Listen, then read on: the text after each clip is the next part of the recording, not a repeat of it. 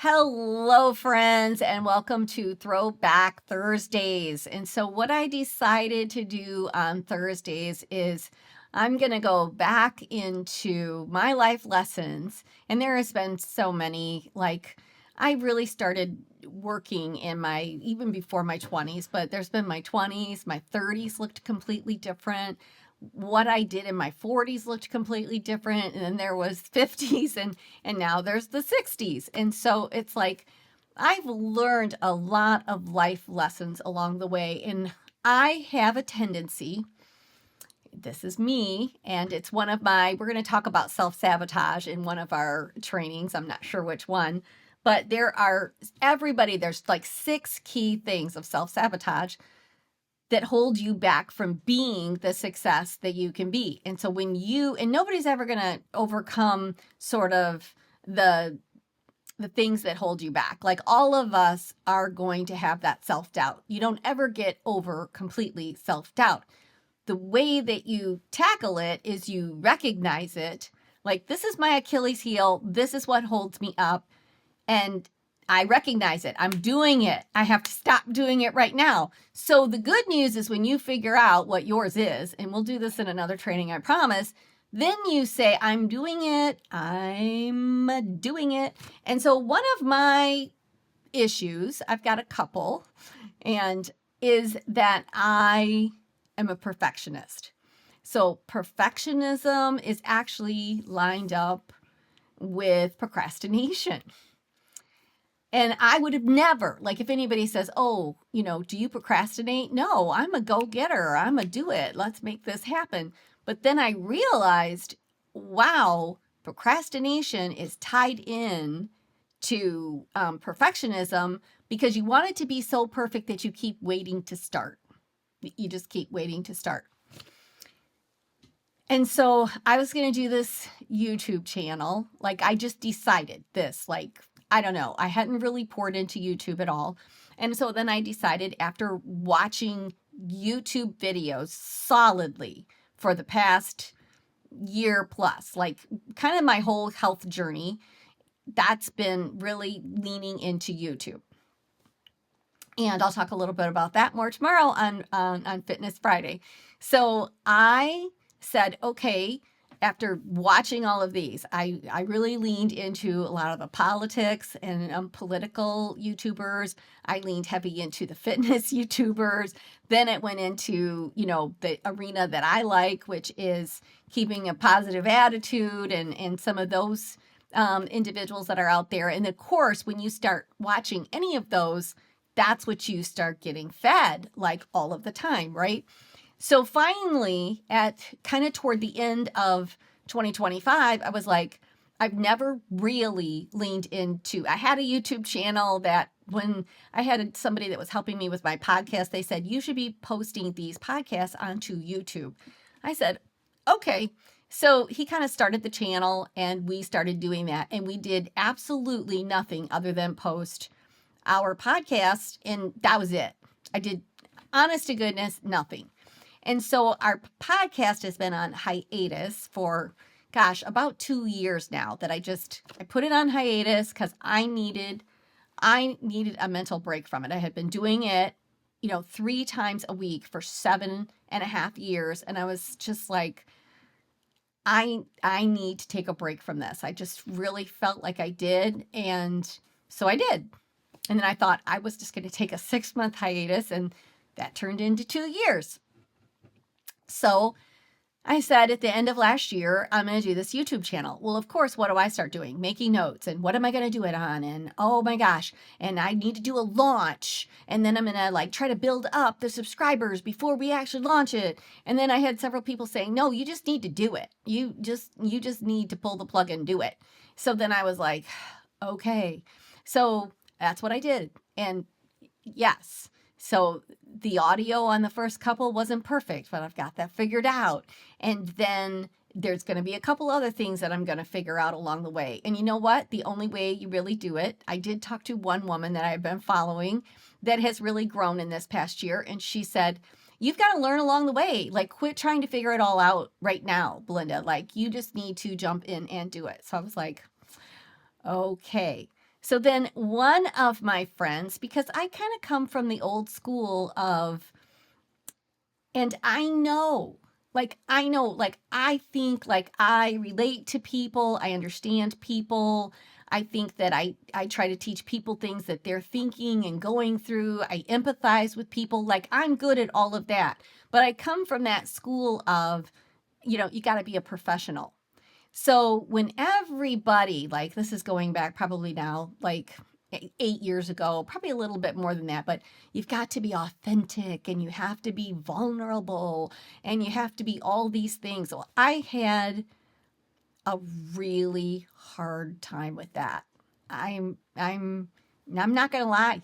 Like, I had a super hard time with it. It's like, no, I need to be polished. I need to be professional. You don't share really personal things about yourself. You can share some stories and you can give some examples and you can just tell a little bit, but gosh, no, you wouldn't tell stories that are like, I wouldn't want anybody to know that.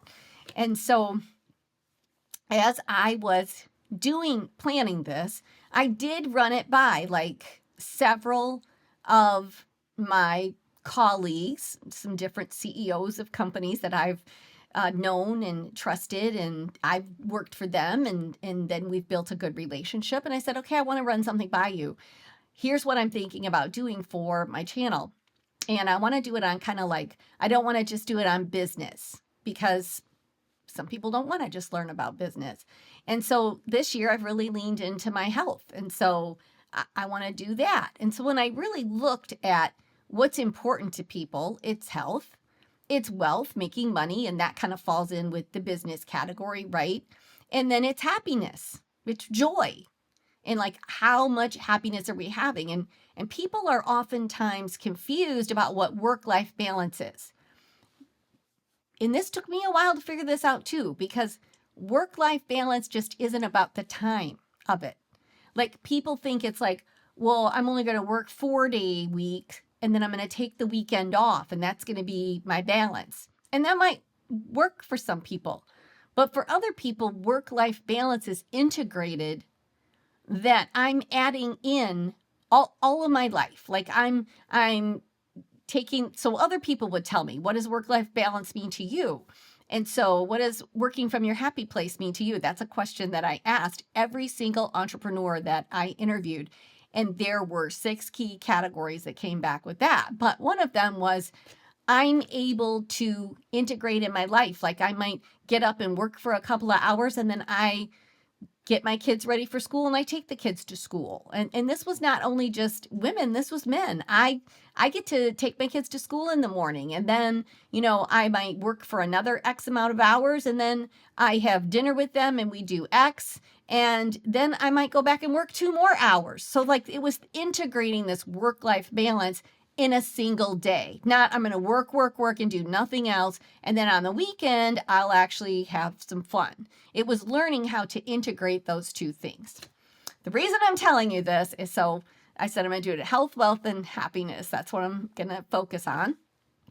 And then one of the people said to me, Belinda, you have so much knowledge and you've been doing this for so long and you've had success for a really long time.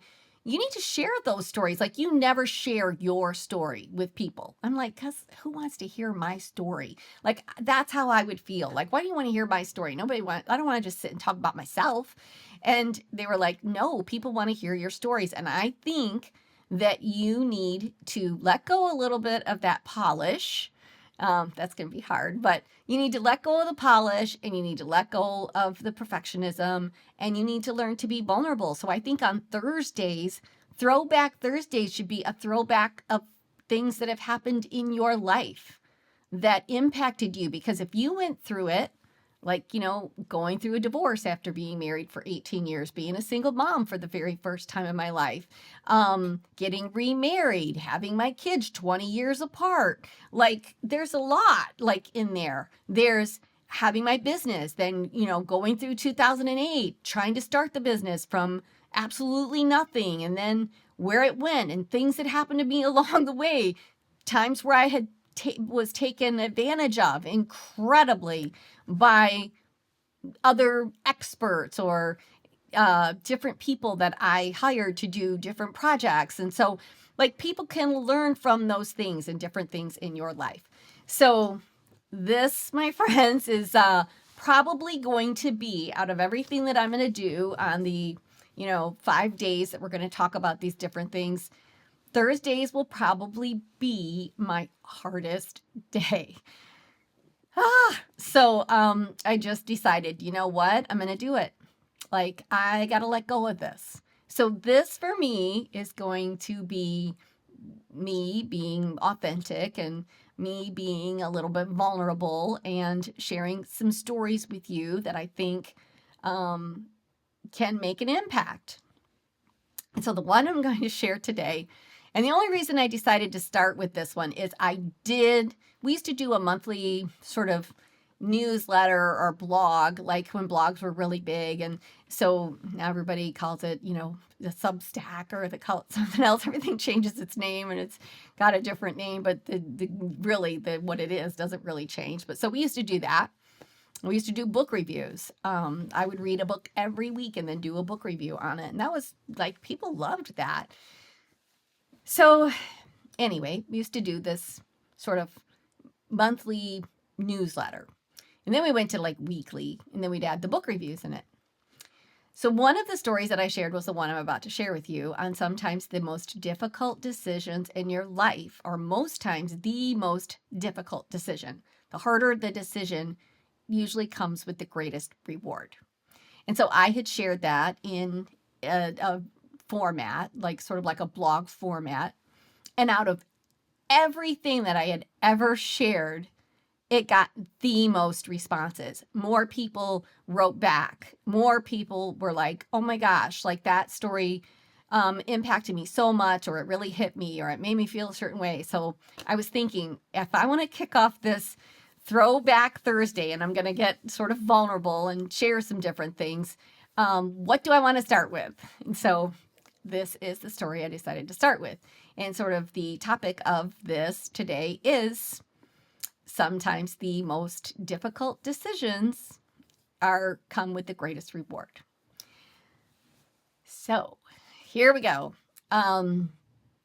I had been married for 18 years. So 18 years married. And it wasn't a happy marriage. It was not.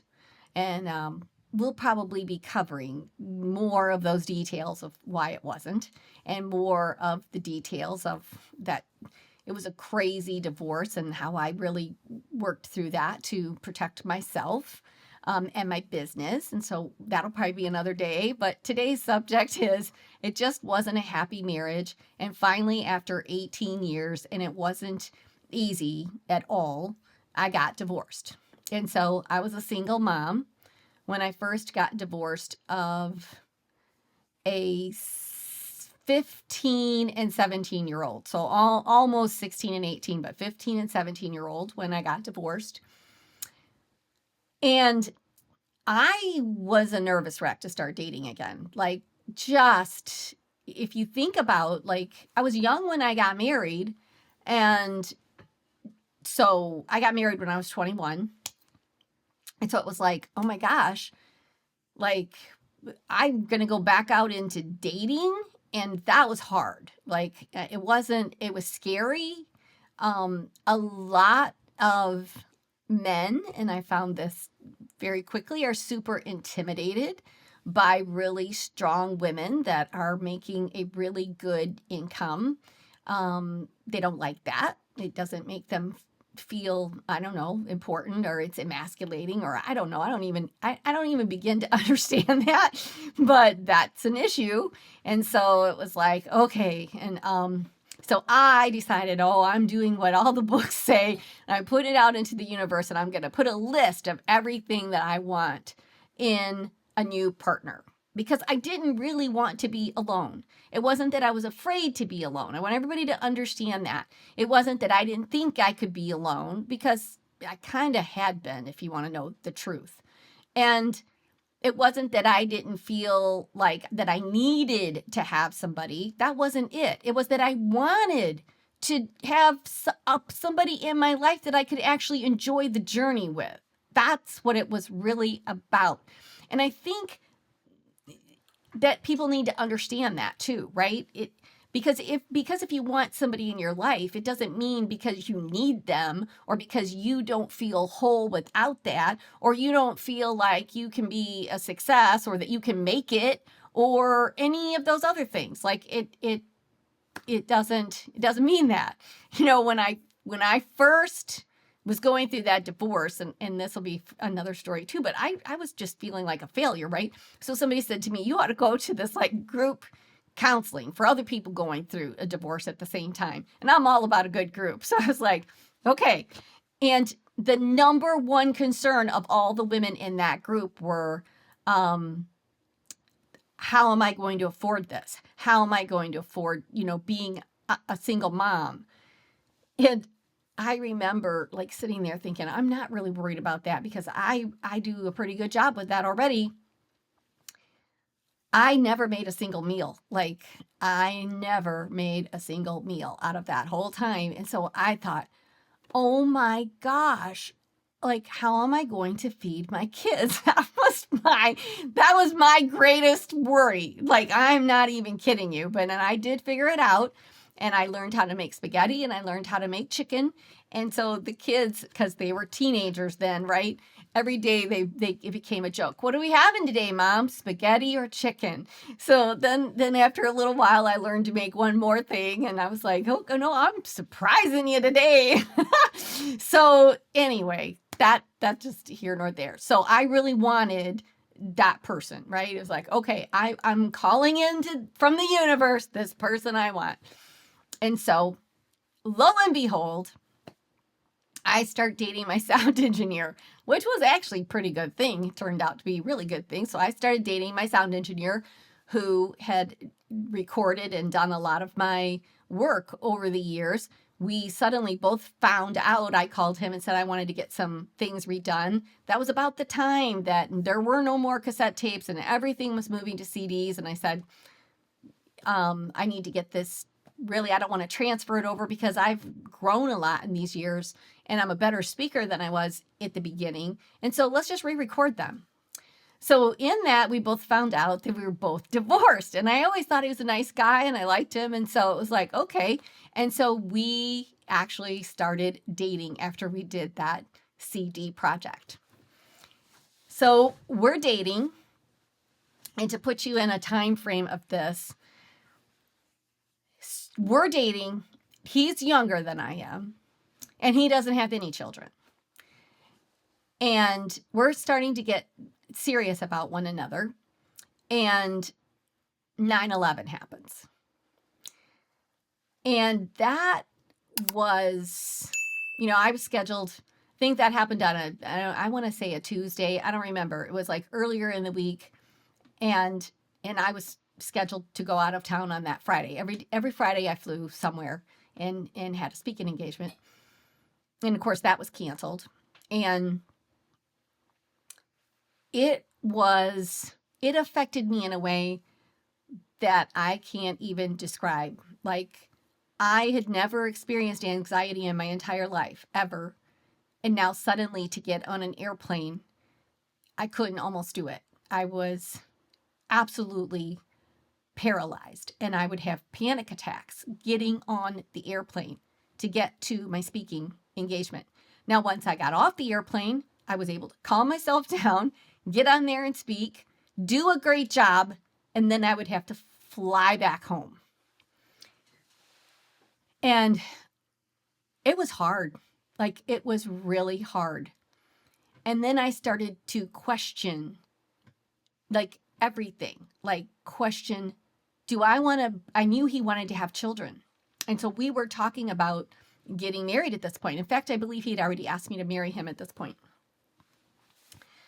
And so I said, I had said yes originally. Yes, I'll marry you and I want to share my life with you and this will be great.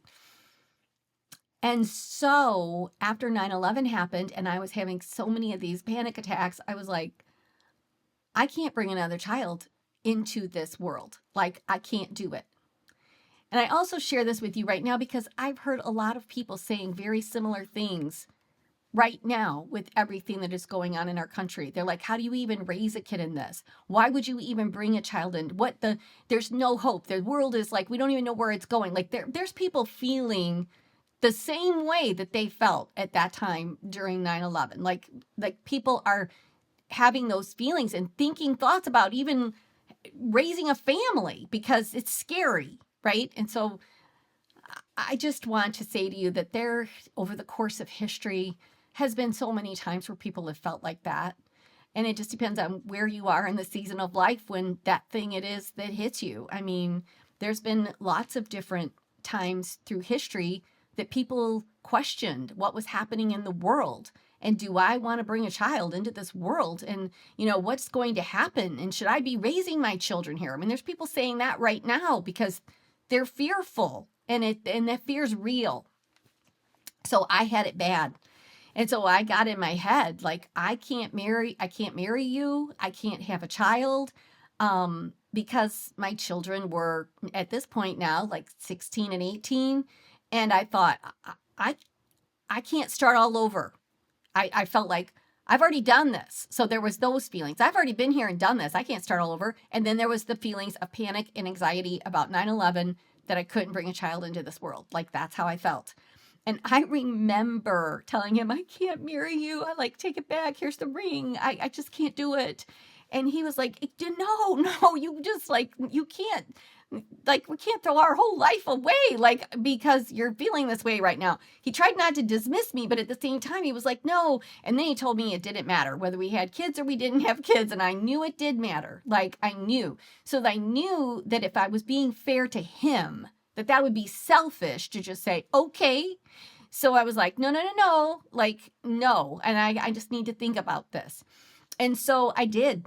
And I made, like, when I have to make a decision, like, get down to it, right? If it's a big one. So I made my pros and cons list, and I was just trying to analyze this to death, and I was trying to figure it out. And I remember I was in my office, and I kept thinking, I can't start all over. I'm going to be too old having a baby. Like, I cannot do this, like, and start all over from scratch. And I was getting ready to speak for a company, and the vice president of sales was the one interviewing me and just going over questions. And we were going over the topics and where the state of the company was and what they were really hoping that I would be able to bring to the table and la, la, la, la, la. It was a pre-interview. I always did a pre-interview. Then I did one right before the event. And then I did one post-event. That was something I did as a speaker. Not everybody does that, but pre-event was when we booked it. So usually that was several months ahead of time, sometimes even 6 months ahead of time. They would say, yes, okay, let's sign the contract. Let's get this thing going. Okay. And then I would do this pre-interview where I would, and in our contract, we always said I wouldn't divulge any of that information. So I always asked them for some of their sales stats because I wanted to see where they were and to be able to work. So that was all in my contract. So we were doing our pre-interview, and so we're talking, and she's probably 10 years older than me. And she said, oh, can you hold for a second? I've got my granddaughter and I need to do this with her right now. I said, sure, like, I don't have a problem with that. So she stops and she goes and does whatever she has to do with her granddaughter. And I said, oh, are you watching your granddaughter today? And she said, no, I raise her. And then she told me a situation that had happened with her daughter, an unfortunate situation, and that she was raising her granddaughter. And I said, oh my gosh, is it okay if I ask you like some personal questions? So now I'm really departing from my very professional, here's our pre-interview. And I said, gosh, what's that like, raising a child at this age? And how do you fit that in, being an executive with this company? And, you've already had your children and they've been out of the house. And so then she proceeded to tell me what that was like. And she proceeded to tell me what, that at first when she had to take that responsibility early on, of course she did, because she didn't have any other choices. But now it's just been a huge joy, like, in her life, and you make it fit, you make things work, Belinda. And and I told her my feelings about 9/11, and she's like, you can't let life circumstances dictate what, because you don't know what life is going to be like in 2 years from now or 3 years from now. Like, we can't predict. And so we can't alter our lives based on predictions of what may or may not happen, or where things are going to go, or what is going to happen. And I got off that call, and I'm not kidding you. I felt almost like I was sent that person at that time in order to help me, because I left that call with her and I had the greatest sense of peace that I ever had. And I went to him and I said, okay, I'm all in. I'm in 100%. I'm in getting married. We will start a family and we'll do it. And so we did. And the reason I tell you that story, there is one more piece of the story that if I have to be really super vulnerable, which I don't share a lot because I think, oh, does this make people uncomfortable? I don't know, but whatever. I'm trying new things. Like, we can all try new things and we can all do hard things, right? Absolutely.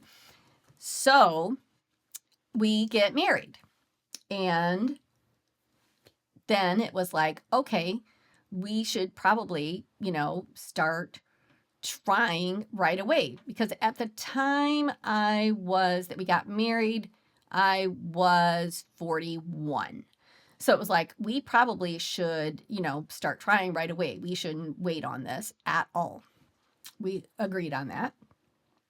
And so we did for like 6 months, and we're not having any success with that. And so I thought, lots of people try for a lot longer period of time than that. But I thought, okay, let's not dilly-dally around here. Let's go to a fertility specialist and let's see what's going on.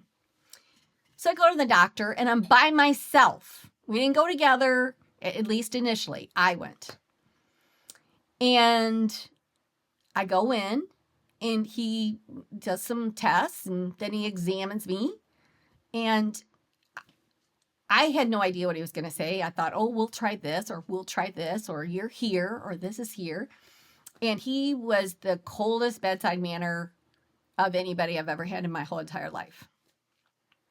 And he came back into the room, and he had some papers in his hand. And he goes, yeah, you're kind of, you're done. You've got no eggs. Your eggs aren't viable.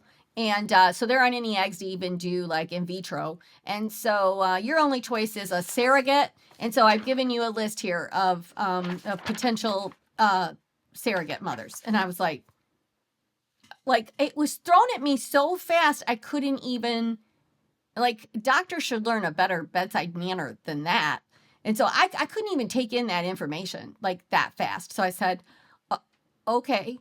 And he said, I said, so there's no chance? He said, I'm going to give you a 3% chance of getting pregnant.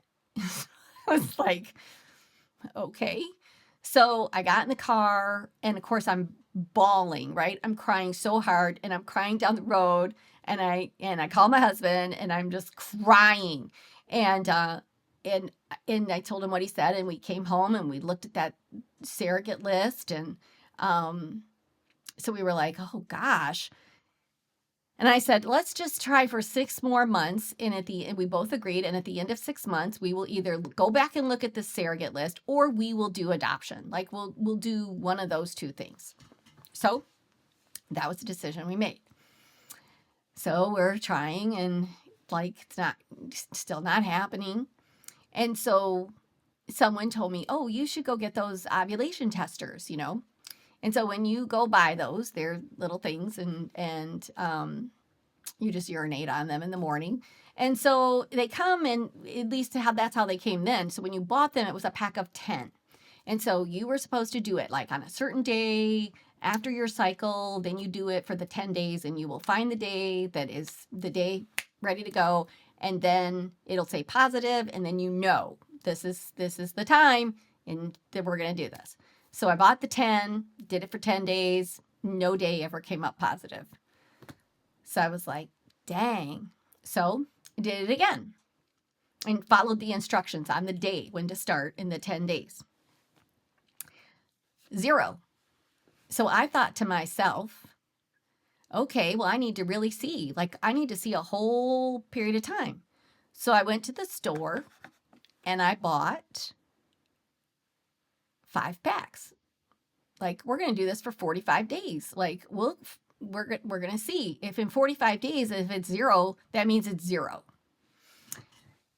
So every day I would do it. It became just a kind of how you do things and you're not even really paying attention every day. Do it, negative, throw it in the garbage can. Get up in the morning, go, negative, throw it in the garbage can. This is kind of what it was every single day. And one day I was on my way to Denver and I was already dressed and ready to go to get to the airport to get on my flight. Did my test, positive. And I don't even know what day this was, like 35 or something. I mean, like, I was like, what? Like, oh my gosh. So I'm like, okay, wake up. Like, we got to go. And so that's what happened. And then it was like, okay. And then the next thing I know, I got pregnant. And then I had her. And I said, I took my 3% chance, but I also took that into my own hands to say, like, okay, I'm going to see if it is or it isn't. And if I wasn't ever going to come up positive in like 60 days, that's what I had really given myself. If I never was going to be positive in 60 days, then I was just going to say, we need to go to the next step here. But I got pregnant and I had my daughter. And my daughter, honest to goodness, is the greatest joy of my entire life. And as worried as I was, so I had her at 43 years old, and as worried as I was about, oh my gosh, I got to be a better mom. I got a do-over. I wasn't a young mom. I had my other 2 kids at like 23 and 25. And so now I'm 43 and I'm more established. So I'm not as worried about the income. And I know, like, I had read awesome books about the greatest gifts I give my child. And so I was like, okay, these are the things I'm going to focus on, not on the things I focused on before. I just decided I was going to be different. I was going to be a better mom. And I was a better mom because I was also with a partner that I was sharing everything with. Not, we'll tell that story later, but it wasn't a good marriage. I'll just keep it at that for now. And so she is just the most incredible, delightful, and she's 21 now, and every single piece of her journey with her as a child has been incredible. And for the first 5 months, like, I took her on an airplane at 6 weeks old to speak at a conference, and I took her with me. So for 5 months of her first life, I took her and my husband with me on every speaking engagement that I did. Like, okay, we'll just make this work. And then I started going out on my own. And then he kept her during the weekends. Like, I primarily worked on the weekends.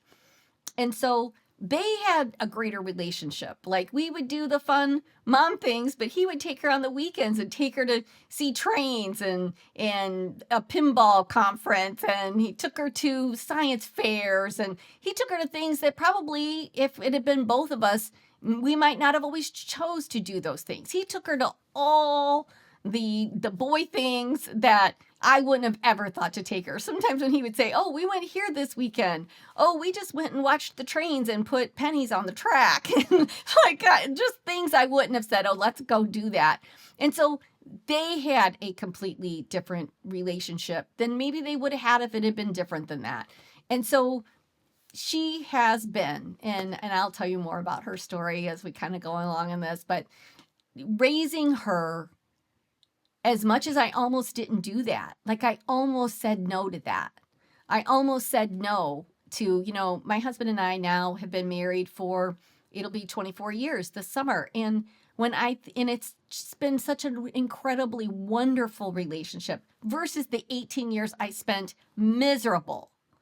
And when I think that for a brief moment of my fear about what was going on in the world and my fear about I couldn't raise a family and start all over again. Like, oh, and I was going to be too old when she was older. Like I went through it all. And when I think about all those fears that I almost let, you know, destroy the life I have right now, my relationship that I have with my husband and the relationship I have with my daughter, I think, wow, my life wouldn't be as rich as it is right now. And when I mean rich in love and joy and happiness and all the things. And so I just want to say to you that sometimes those decisions that seem so unsurmountable, and when you are going through a challenge that seems so difficult, don't let fear be the thing that stands in your way. Sit down and really reason, talk to other people. Don't be afraid to talk to people. She was really like pretty much, I wouldn't say a stranger, but kind of like a total stranger is the person who ended up changing my mind because I was open with her and I wasn't afraid to ask in that moment. Like it could have been like, we're not going to have her speak here. This woman's kind of a nut. But there was the opportunity and I leaned into it and I asked her about her situation and told her my fears. And she was the person I needed in that moment. And so I just want to share with you that whatever it is you're going through or how you're feeling right now, and if you are feeling hopeless, especially with all the things going on in our country right now and in the world, it's like things will change, things will get better. You will work through it and you will survive it no matter what we do. That's what we do. And so I hope that today's story, it was just a little bit hard for me, but I hope that it was encouraging to you. So if you want to help us grow here, don't forget to subscribe. If you liked what you heard today, like it. And most important, if you think there's someone in your life that could benefit from this story, maybe they're going through a really tough time right now, don't hesitate to share the story. And that helps me. It's going to help you. It's going to help your friend. And that'll be wonderful. So thank you so much. And we'll see you tomorrow for Fitness Friday, okay? Bye.